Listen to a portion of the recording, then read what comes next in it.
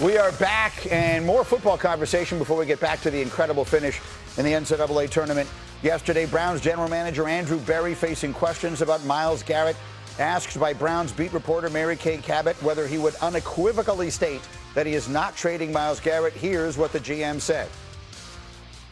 Myles is a career Brown. He is one of the faces of our organization. I think we've been very clear, both past and present, in terms of our feelings on that. So I understand all the questions. I'll be honest, I don't really want to waste a ton more breath on the topic. So I understand what he's saying and why he's saying it. Dan, you're sort of nodding your head because you've obviously gotten that same answer a million times before. Go ahead. Yeah, I mean, this is what he's always said. Last year, Myles Garrett made a big show of wanting out, saying it wasn't about the money.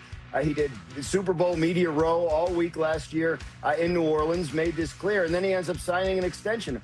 But all along, the teams that called the Browns when he was making all this noise were being told the same thing. We aren't trading him. He's face of our franchise. We're keeping him. If anything, we're extending him, which they did. And now you have Andrew Berry saying the same thing. I don't love Greeny taking GMs at their word. No offense to anybody who's watching. But I think in this case, we can do it.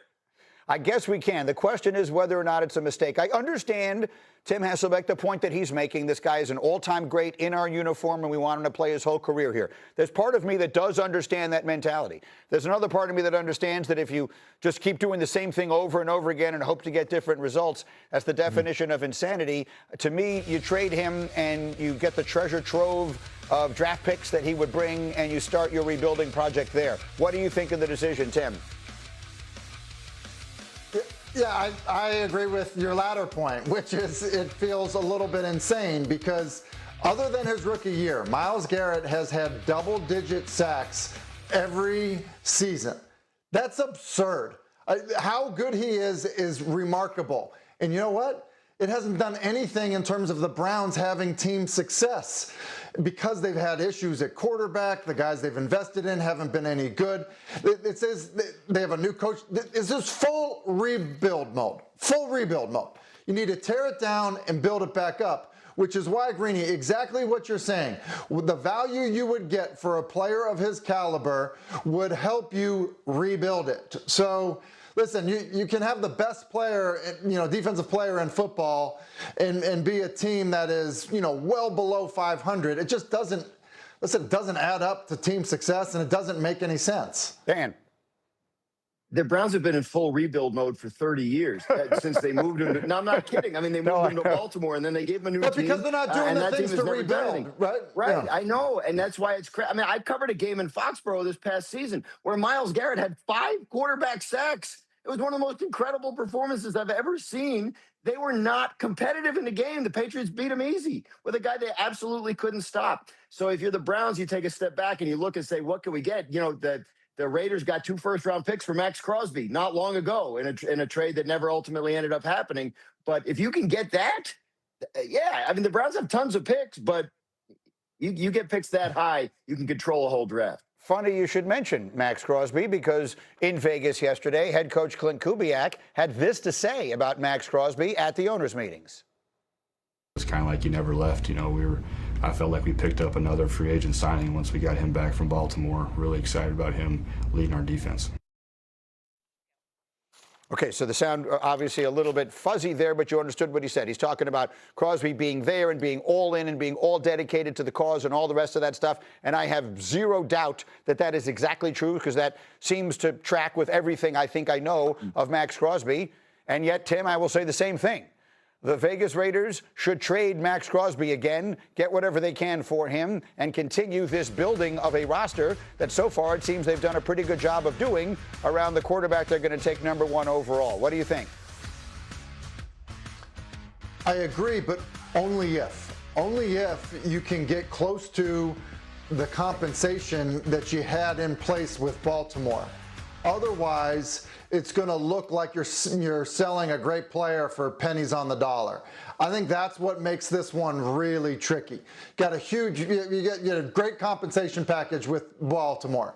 And so if you have to trade Maxx Crosby away for something that's significantly less than that, then you're just going to feel like you've got ripped off in the deal. Like that to me is what makes this situation, because of what happened with Baltimore, completely unique. It's totally different, because if you didn't know what the previous compensation was, then you could be like, all right, hey, look, that's just what they're doing to rebuild and move on. But if it's a far cry from that, now it's going to leave such a horrible taste in everyone's mouth associated with Las Vegas. What is your sense of it, Dan? Yeah, they're not going to get what they were going to get from Baltimore now that it's all been out there about his knee and the issues. My understanding is that the Raiders aren't expecting Maxx Crosby to be able to be on the field and practice until possibly the middle of August. And if that's the case, it's going to be pretty tough to trade him before the start of the season.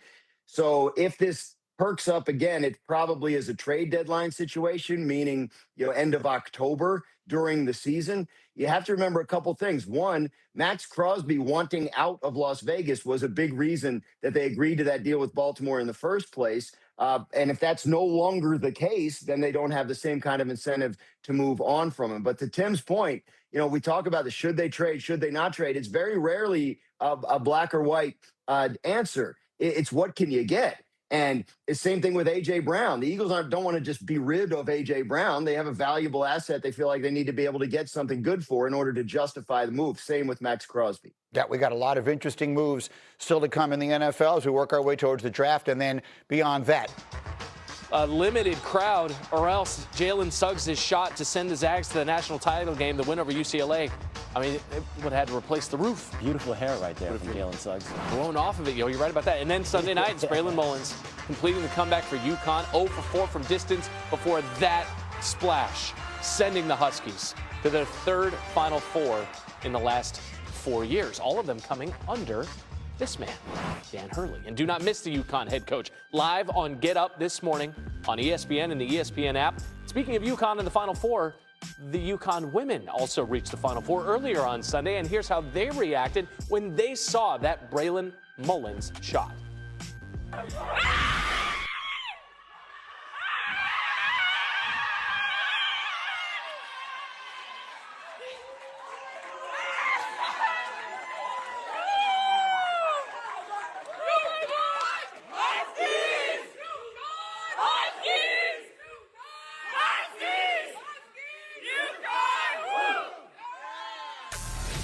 That scream at the beginning had me shook low-key.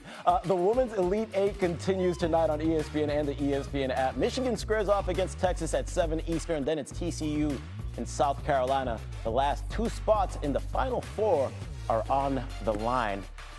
It's great to talk with women's basketball analyst Chiney Ogwumike. And Chiney, I know you like musical references, so how about this one?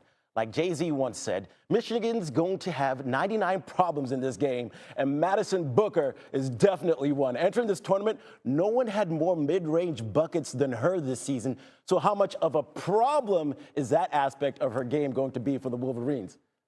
Oh, I love it. I love it. To keep the references going, Maddie Booker is the problem solver. It's totally the problem solver. Okay.